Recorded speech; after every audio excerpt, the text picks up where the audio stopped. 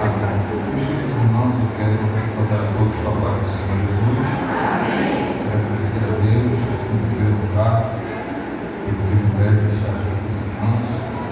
Temos um tempo para a cidade. Quero agradecer também ao nosso vice-coordenador pelo privilégio de estar trazendo a palavra para os irmãos. E quero desejar, rogar a todos as orações a meu favor, pois reconheço minhas limitações. Jesus, uma certa vez, ele disse: sem mim nada podereis fazer. Então, se os irmãos orarem, Deus irá falar conosco nesta noite. Eu vou continuar falando. Convido os irmãos a abrirem suas Bíblias no Evangelho escrito por João, livro de João, capítulo número 3, versículo de número 16. O livro de João, capítulo 3, versículo de número 16.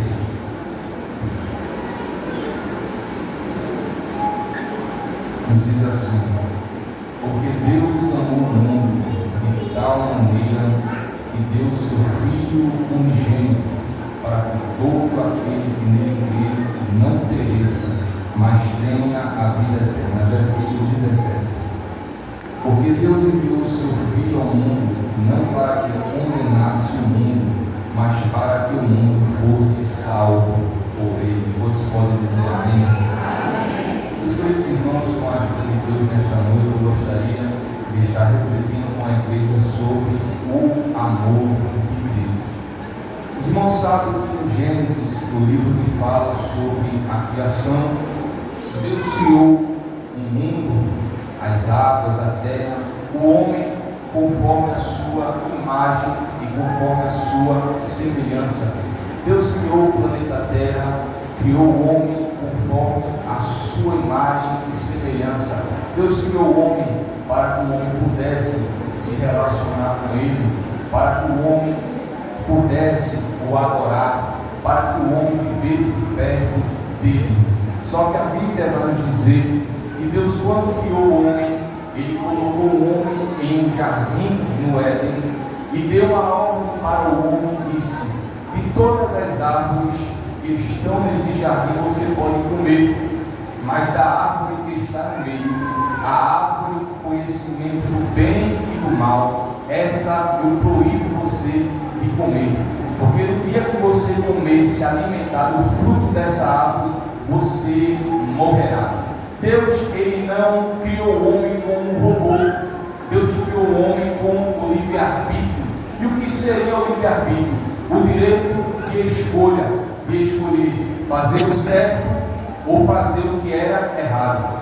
Mas Deus, por amar a sua criatura, amar a sua criação, ele, como pai, ele instruiu.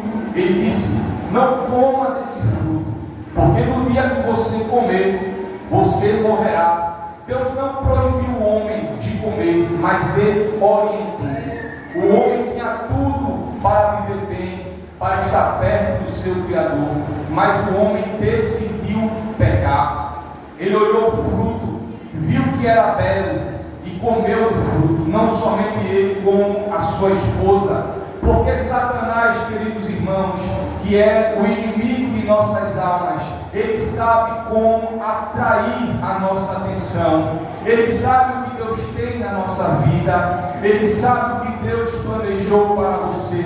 E ele sempre vai tentar bombardear você de todos os meios, de todas as formas, para tirar você do centro da vontade de Deus. E foi isso que Satanás fez. Satanás, ele se incorporou, tomou a forma de uma serpente e usou ela. E quando a mulher estava naquele jardim passeando, ele disse: por que você não se alimenta desse fruto? E ela disse: porque o meu Criador me orientou a não comer desse fruto. E ele disse: não é bem assim. Porque Deus disse isso? Porque ele sabe que do dia que você se alimentar deste fruto, você será semelhante a ele. Você vai ter o poder que ele tem. Porque Satanás, ele é astuto. O próprio Jesus disse: ele veio para matar, ele veio para roubar e ele veio para destruir. Mas o Jesus que essa igreja serve, ele veio para dar vida e vida com comeu do fruto, deu ao seu esposo. E Satanás começou a se alegrar, porque fez com que o homem caísse, com que o homem se afastasse do seu Criador. Só que Deus, ele não joga o projeto dele fora. O projeto que Deus cria é para a honra, é para a glória e louvor do seu nome. Satanás achava que Deus iria destruir a sua criação, e ele tinha razão se Deus fizesse isso, porque Deus não precisa do homem para nada. Somos nós que precisamos de Deus para tudo. Só que Deus, com um olhar de infinita misericórdia, ele chega naquele jardim, como era de costume, toda tarde, diz: Adão, aonde você está? E Adão diz: eu estou escondido. E Deus lhe pergunta: por que você se escondeu? E ele disse: porque eu percebi que estava nu, Senhor. E Deus começa a conversar com Adão e diz: quem te mostrou que você estava nu? E ele vai contar o que aconteceu e vai começar a jogar a culpa para sua esposa. A esposa joga a culpa para a serpente, porque o pecado é assim. O pecado cega o homem de uma forma tão grande que o homem não consegue alcançar o arrependimento. Para o homem é mais fácil criticar, julgar, jogar a culpa para outra pessoa ou para outra situação, do que bater no seu peito e dizer: eu pequei, eu sou um miserável, eu não mereço a graça do meu Criador. Porque Satanás, ele embaraça a mente do homem. Mas eu louvo a Deus, porque mesmo Adão tendo pecado, Deus não deixou Adão de lado. Deus foi para o mesmo lugar que conversava com o homem, para procurar o homem, para se relacionar com ele. Ei, você pode ter pecado, você pode ter se afastado de Deus, mas Deus nesta noite veio te buscar no mesmo lugar que ele se relacionava com você. É na casa dele que ele fala com você. Você talvez já serviu a Cristo e hoje se encontra afastado, hoje se encontra nesse mundo de dissolução. Você está vivendo iludido pelas ofertas do teu adversário, mas eu quero te dizer: no mesmo lugar que você caiu, é o mesmo lugar que Deus vai te levantar nesta noite. Quem sabe você estava aqui cantando, você até pregava, você até fazia parte de um órgão de louvor, mas Satanás te iludiu. Satanás fez com que você pecasse e você perdeu o caminho de volta para casa. Mas Cristo está aqui nesta noite te dizendo: você pode ter pecado, você pode ter se afastado, mas o meu amor te abraça nesta noite. Quem sente o amor de Deus aqui nesta noite, levante a sua mão nesta noite e comece a agradecer a Deus, porque não era para você estar aqui, não era para eu estar aqui, mas o amor de Deus nos alcançou, o amor de Deus nos abraçou, o amor de Deus nos trouxe para perto. Em Romanos está escrito: porque todos pecaram e destituídos estavam da glória de Deus. Mas assim como o pecado entrou no mundo por conta de Adão, Deus enviou seu Filho Jesus para perdoar o nosso pecado. Aí Paulo vai escrever dizendo: não foi com coisas corruptíveis como prata ou ouro que você foi comprado, não. Você foi comprado com o precioso sangue de Cristo na cruz do Calvário. Levante a sua mão aqui nesta noite, porque eu já estou sentindo ele aqui. Jesus deu a vida dele por você, para que você estivesse hoje aqui louvando, para que você tivesse a liberdade de levantar a sua mão e dar glória, levantar a sua mão e dar aleluia. Muitos no teu lugar queriam ter essa oportunidade, mas se encontram detidos, se encontram em um país que não pode expressar essa liberdade. Outros já morreram sem salvação, mas você está aqui de pé na presença dele, e ele te trouxe aqui para te dizer: não há pecado maior do que o meu sangue vertido na cruz do Calvário. Ele está aqui para te perdoar. Receba o perdão de Deus nesta noite, receba o refrigério de Deus na tua alma nesta noite. Ele me trouxe aqui para te dizer: eu te amo, eu te amo e eu te amo.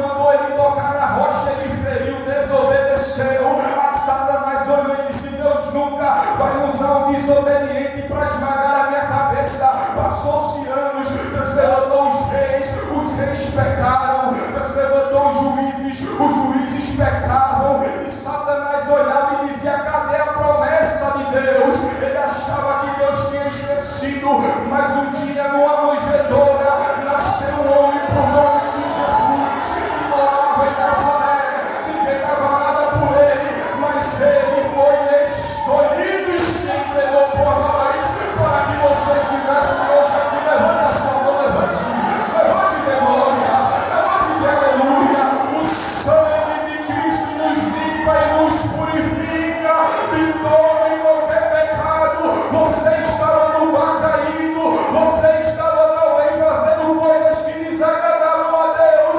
Talvez alguém olhava para você e dizia: nasceu torto, vive torto e vai morrer torto. Mas o sangue de Cristo foi lá, te arrancou do lamaçal do pecado, te tirou do caminho da perdição, te colocou aqui dentro hoje, e você tem liberdade para dizer: eu te amo, assim como o Senhor me amou, porque o amor de Deus está revelado em Jesus Cristo.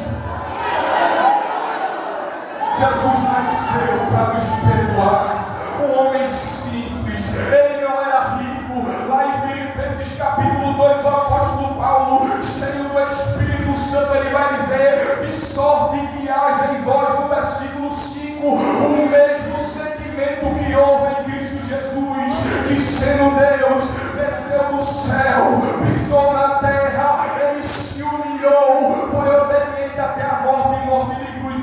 Na escola, na universidade, você aprende que algo que marcou a história foi o homem sair da terra e pisar na lua. Mas eu quero te dizer que o que marcou a história da humanidade foi o próprio Deus descer do céu e pisar na terra. Não foi o homem ter ido para a lua, não. Foi Jesus que vai abrindo mão da sua glória, do seu poder, ter pisado nessa terra. Ei, a cruz era minha, a cruz era sua. A cruz não era de Cristo, mas ele tomou sobre si todas as nossas iniquidades. Um castigo que estava sobre ele nos trouxe a paz, nos trouxe o perdão, e pelas suas pisaduras nós fomos sarados e curados pelo poder do sangue de Cristo. Jesus morreu, mas você está vivo. Jesus morreu e te perdoou, e essa graça te alcançou. Satanás foi quando Cristo estava naquela cruz do Calvário. Eu queria convidar você nesse rápido tempo a ir lá no Gólgota, há muitos anos atrás, há mais de 2000 anos. Jesus foi crucificado no meio de dois salteadores. Os que olhavam para ele escarneciam dele, disse: pode curar a tantos e agora não pode descer dessa cruz. Os próprios malfeitores que estavam do seu lado começaram a escarnecer dele e disse: tu não és o rei dos judeus, porque você não desce da cruz? Salva-te a ti mesmo e a nós também. E Jesus calado, porque Isaías disse que ele, como ovelha muda, não abriu a sua boca. Ele estava com os seus braços estendidos, mas quando os soldados estavam zombando dele, ele com os olhos fechados, eu imagino, começou a rogar e dizer: Pai, perdoa eles, porque eles não sabem o que estão fazendo. Que amor é esse que perdoa até aqueles que estavam lhe matando? Jesus tinha tudo para ter descido daquela cruz e ter dito: já basta. A humanidade não merece o meu perdão. A humanidade não merece a salvação. Mas quando Cristo estava naquela cruz do Calvário, a glória, ele olhou para a Câmara Gigaldea nesta noite. Ele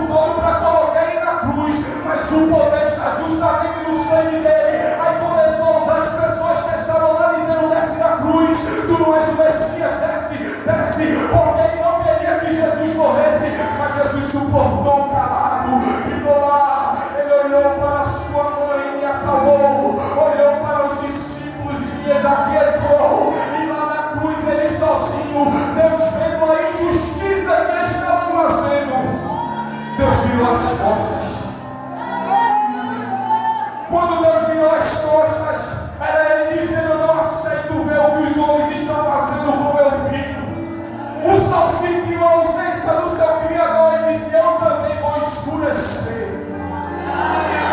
A terra disse: eu vou estremecer, porque mataram meu Senhor.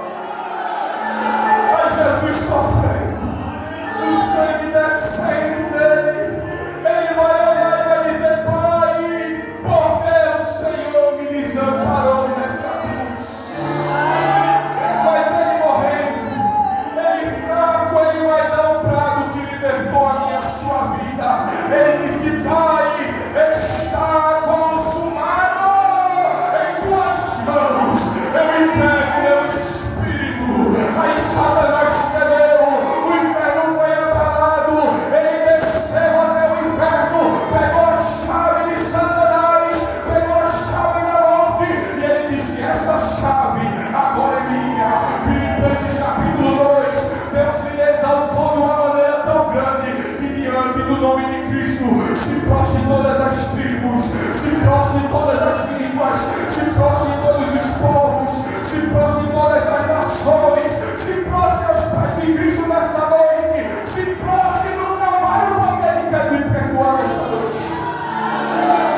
Jesus morreu por você. Jesus te escolheu na cruz do Calvário. Muitos teriam desistido, mas Jesus suportou, porque Ele ama você, Ele te ama, Ele te ama e Ele te ama.